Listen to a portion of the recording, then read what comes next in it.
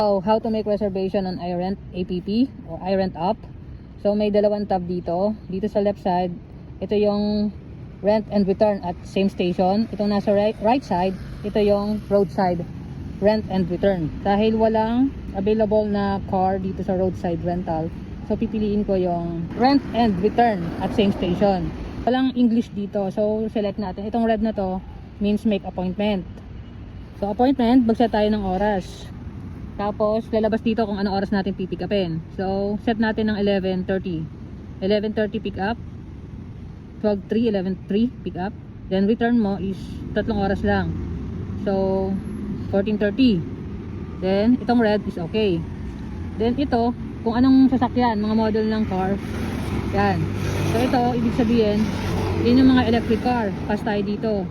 Tapos ito yung mga 5-seater. Ibig sabihin 5-seater.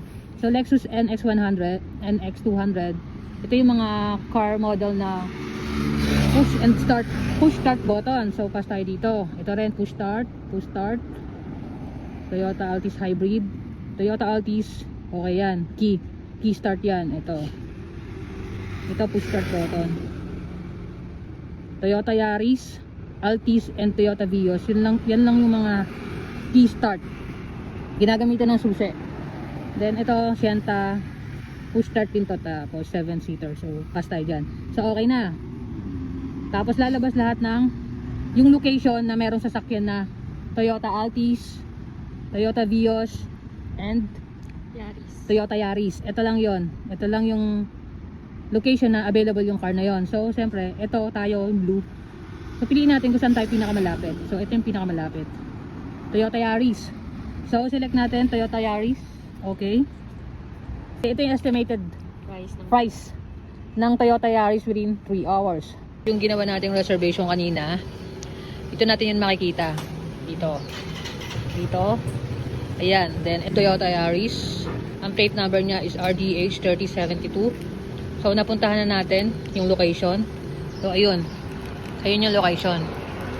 So iRent at yun yung kotse. So ang reservation time natin is 11:30. So pwede na natin siyang pick upin ng 11 o'clock. So dapat within 30 minutes kailangan ma-pick up na natin yung car. Kapag 11:30 at wala pa tayo, maglalaan sa iRent ng 15 minutes. So hanggang 11:45 mo siya pwedeng pick upin.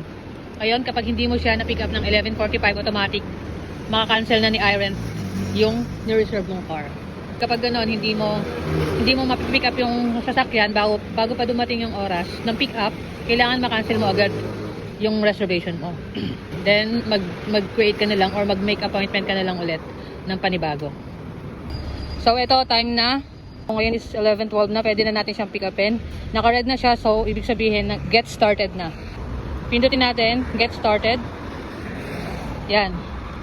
So pag first timer tayo, kailangan natin gumamit ng EC card para ma-open natin yung door ng sasakyan.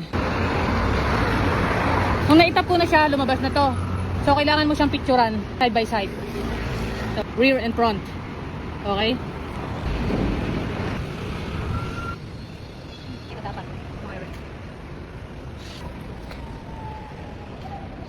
Ikutan natin yung sasakyan. Kapag may nakita tayong mga dent, scratches, kailangan natin picturean yon. Bali yung photos na kailangan natin i-submit sa iRent is hanggang 7 photos. So, kailangan natin picturean.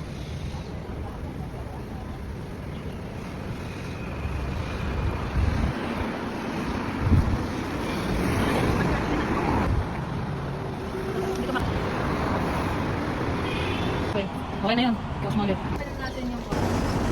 Okay, let's go!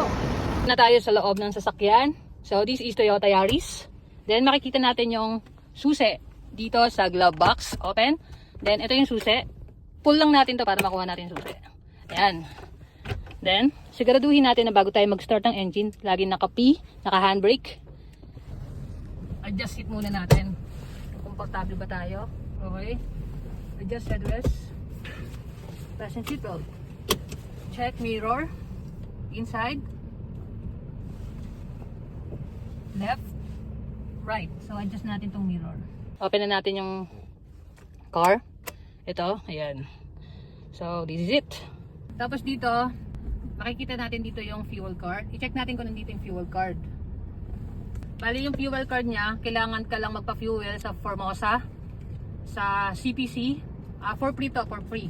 Full naman to, so no need na tayong magpa-fuel. Dapat may parking pass to, pero wala siyang parking pass. So mamaya, bali i-report na lang natin sa iRent Up yung ano, kasi wala siyang park. So let's go!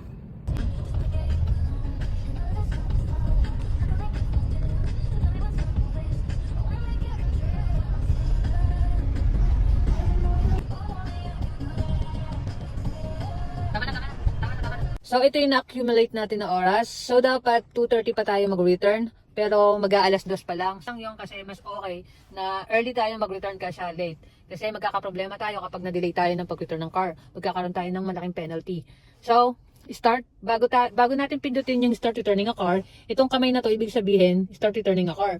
So, bago natin pindutin to, kailangan naka-off na yung engine natin. Naka-park, naka-engage yung handbrake, naka-engine off. Then, tanggalin natin yung susi. So, dapat, itong susi na to, ibalik natin dito sa glove box. And then, i-attach natin dito. I-push lang natin hanggang sa marinig natin yung click. Katiin na. Okay na. So, makikita din natin sa glove box itong manual. Alcohol. Ayan. So, okay na. Push natin. Then, start returning a car. Start returning a car, pindutin mo lang itong kamay. Pindutin natin yung start returning the car. So, ito nire-remind lang sa atin na dapat wala tayong maiwan. No personal belongings left here in the car. Tapos, naka-turn off yung engine. At naka-close lahat ng windows. Dapat wala kang iiwan na garbage. Walang amoy na kahit anong mabaho. Yon. So, pag okay na, bago kayo lumabas ng car, kailangan bit-bit nyo na lahat yung gamit nyo. Then, go. So ayan, kailangan mo ulit picturean yung sasakyan bago ka umalis. Ayan. Oh, after natin ma-return yung car, then lumabas na tayo ng car, kailangan natin siya ulit picturean ng 4 na picture, side by side, back and front. After natin ma-picturean yung kotse, eto na yung bill ko after 3 hours rent a car in iRent. 470 NT. Successful na yung pag-return natin, makikita natin to. Okay.